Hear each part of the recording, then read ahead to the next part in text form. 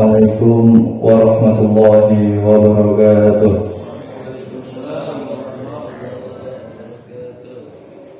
Asyhadu an la ilaha illallah wa asyhadu anna Muhammadar Rasulullah. Allahumma shalli ala sayyidina Muhammad wa ala ali sayyidina Muhammad. Alhamdulillahirabbil alamin wassalatu wassalamu ala asrofil anbiya'i wal mursalin wa ala alihi wa sahbihi ajma'in, amma ba'd. Alhamdulillahilladzi ahyana ba'da ma amatana wa ilaihi nusyur. Raditu billahi rabba wa bil islami dina wa bi Muhammadin nabiyya wa rasula. Rabbi zidni ilman warzuqni fahman, amin. Rabbi shrah li sadri wa yassir li amri wa hlul 'uqdatam min lisani yafqahu qawli. Sadaqallahul azim. Alhamdulillah, segala puji hanya untuk Allah Subhanahu wa taala yang telah memberikan kepada kita semua nikmat iman, nikmat Islam, nikmat sehat. Dan yang tak kalah pentingnya juga adalah kita masih dibangunkan oleh Allah setelah kita dari malam tidur. Karena banyak saudara-saudara kita yang tadi malam tidur ternyata tidak dibangunkan kembali. Semoga kita semua masih diberikan keistiqomahan untuk menjalankan sholat subuh berjamaah dan menuntut ilmu dengan membaca Al-Quran dan hadis pada subuh, karena sejatinya pada subuh atau setelah subuh itu merupakan waktu yang sangat baik, yang sangat berkah untuk melaksanakan segala aktivitas, terutama menuntut ilmu. Baiklah, saya akan melanjutkan pembacaan Al-Quran masih pada surat Al-Baqarah ayat ke-74 sampai dengan 76. A'udzu billahi minasy syaithanir rajim. Bismillahirrahmanirrahim. Tsumma qasat qulubukum min ba'di dzalika فهي كالحجارة أو أشد قسوة وإن من الحجارة لما يتفجر منه الأنهار وإن منها لما يشقق فيخرج منه الماء وإن منها لما يهبط من خشية الله وما الله بغافل عما تعملون أفتطمعون أن يؤمنوا لكم وقد كان فريق منهم يسمعون كلام الله ثم يحرفونه من بعد ما عقلوه وهم يعلمون وإذا لقوا الذين آمنوا قالوا آمنا وإذا بعضهم إلى بعض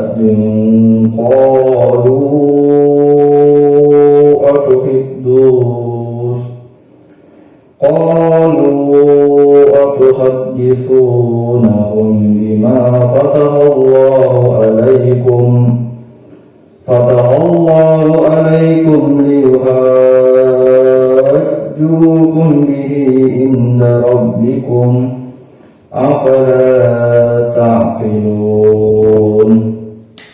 Artinya, kemudian sesudah itu hati kamu menjadi keras seperti batu, bahkan lebih keras lagi. Dan sungguh di antara batu itu ada yang mengalir sungai-sungai daripadanya, dan sumber di antaranya ada yang terbelah, lalu keluarlah mata air daripadanya, dan sumber di antaranya ada yang jatuh karena takut kepada Allah, dan Allah tiada lalai dari apa yang kamu kerjakan. Apakah kamu umat Muhammad masih mengharapkan mereka akan beriman kepadamu? Padahal sesungguhnya telah ada segolongan dari mereka itu mendengar firman Allah, lalu mereka mengubahnya setelah mereka memahaminya, sedang mereka mengetahui. Di sini penjelasan sedang mereka mengetahui, yaitu di antara orang-orang Yahudi ada yang mengubah Taurat, antara lain yang berhubungan dengan kerasulan Muhammad sallallahu alaihi wasallam. Dan apabila mereka bertemu dengan orang-orang yang beriman, mereka berkata, kami telah beriman. Dan apabila mereka berada sesama mereka, mereka berkata, apakah kamu menceritakan kepada mereka atau umat Muhammad tentang apa yang telah diterangkan Allah kepadamu, supaya mereka dapat mengalahkan hujahmu di hadapan Tuhanmu? Apakah kamu tidak mengerti? Di sini penjelasan tidak mengerti, yaitu sebagian orang Yahudi ada yang beriman kepada Nabi Muhammad sallallahu alaihi wasallam dan berkata kepada kaum muslimin bahwa berita tentang kedatangan Nabi Muhammad sallallahu alaihi wasallam itu memang disebut dalam Taurat. Mereka ditegur oleh golongan lain karena hal ini dapat menjadi hujah tentang kerasulan Nabi Muhammad sallallahu alaihi wasallam. Shadaqallahul adzim. Maha benar Allah dengan segala firman-Nya. Baik, akan saya lanjutkan pembacaan hadis Riyadhus Shalihin. Ini kita beranjak ke bab selanjutnya. Di kitab ini ke bab 4 tentang bab kebenaran. Akan saya bacakan dulu pengantarnya. Allah Subhanahu wa taala berfirman dalam surat At-Taubah ayat 119 yang artinya, wahai orang-orang yang beriman, bertakwalah kepada Allah dan bersamalah kamu dengan orang-orang yang benar. Artinya, bertakwalah kepada Allah dengan meninggalkan sesuatu yang dilarang, dan bersamalah kamu dengan orang-orang benar dalam niat, perbuatan, dan ucapan. Hal ini juga sesuai dengan surat Al-Ahzab ayat 35 yang artinya laki-laki dan perempuan yang benar. Artinya orang-orang yang benar dalam segala kondisi. Kemudian dalam surat Muhammad ayat 21 yang artinya, padahal jika mereka benar-benar beriman kepada Allah, niscaya yang demikian itu lebih baik bagi mereka. Artinya di sini, jika mereka benar-benar dalam keimanan dan ketaatan kepada Allah.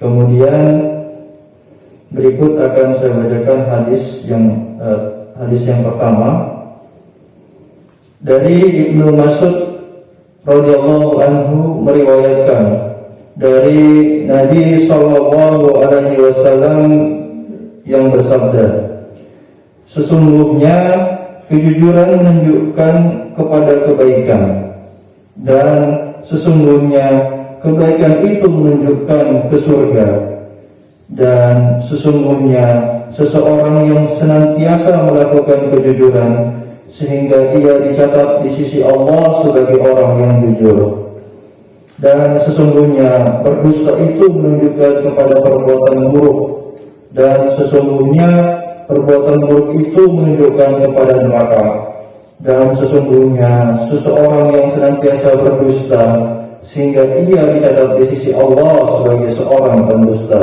Muttafaq alaih. Penjelasannya, Al-Qurtubi berkata, merupakan kewajiban setiap orang yang mengenal Allah agar senantiasa berlaku jujur dalam ucapan, ikhlas dalam perbuatan, dan bersih dalam keadaan. Barang siapa melakukan hal tersebut, maka ia dapat menyusul orang-orang yang baik dan sampai pada ridha Zat Maha Pengampun. Sesungguhnya Allah telah memberi petunjuk semua itu melalui firman-Nya ketika menyebutkan kondisi 3 orang yang bertobat, yaitu dalam surat At-Taubah ayat 119. Wahai orang-orang yang beriman, bertakwalah kepada Allah dan bersamalah kamu dengan orang-orang yang benar. Saya ulangi sekali lagi. Hadis pertama dari Ibnu Mas'ud radhiyallahu anhu meriwayatkan dari Nabi sallallahu alaihi wasallam yang bersabda, sesungguhnya kejujuran menunjukkan kepada kebaikan, dan sesungguhnya kebaikan itu menunjukkan ke surga. Dan sesungguhnya seseorang yang senantiasa melakukan kejujuran sehingga ia dicatat di sisi Allah sebagai seorang yang jujur. Dan sesungguhnya berdusta itu menunjukkan kepada perbuatan buruk. Dan sesungguhnya perbuatan buruk itu menunjukkan kepada neraka. Dan sesungguhnya seseorang yang senantiasa berdusta sehingga ia dicatat di sisi Allah sebagai seorang pendusta. Muttafaq alaih. Penjelasannya, Al-Qurtubi berkata, merupakan kewajiban setiap orang yang mengenal Allah agar senantiasa berlaku jujur dalam ucapan, ikhlas dalam perbuatan, dan bersih dalam keadaan. Barang siapa melakukan hal tersebut, maka ia dapat menyusul orang-orang yang baik dan sampai kepada ridha Zat Maha Pengampun. Sungguh Allah telah memberi petunjuk semua itu melalui firman-Nya ketika menyebutkan kondisi 3 orang yang bertaubat pada surat At-Taubah ayat 119 yang artinya, wahai orang-orang yang beriman, bertakwalah kepada Allah dan bersamalah kamu dengan orang-orang yang benar. Demikianlah pembacaan Al-Quran dan hadis pada subuh hari ini. Semoga bisa berkesan di hati kita semua dan semoga bisa kita amalkan dalam kehidupan kita sehari-hari. Mari kita tutup pembacaan Al-Quran dan hadis dengan membaca bersama-sama doa kafaratul majlis. Subhanakallahumma wa bihamdika asyhadu an la ilaha illa anta astaghfiruka wa atubu ilaik. Demikian, terima kasih. Assalamualaikum warahmatullahi wabarakatuh.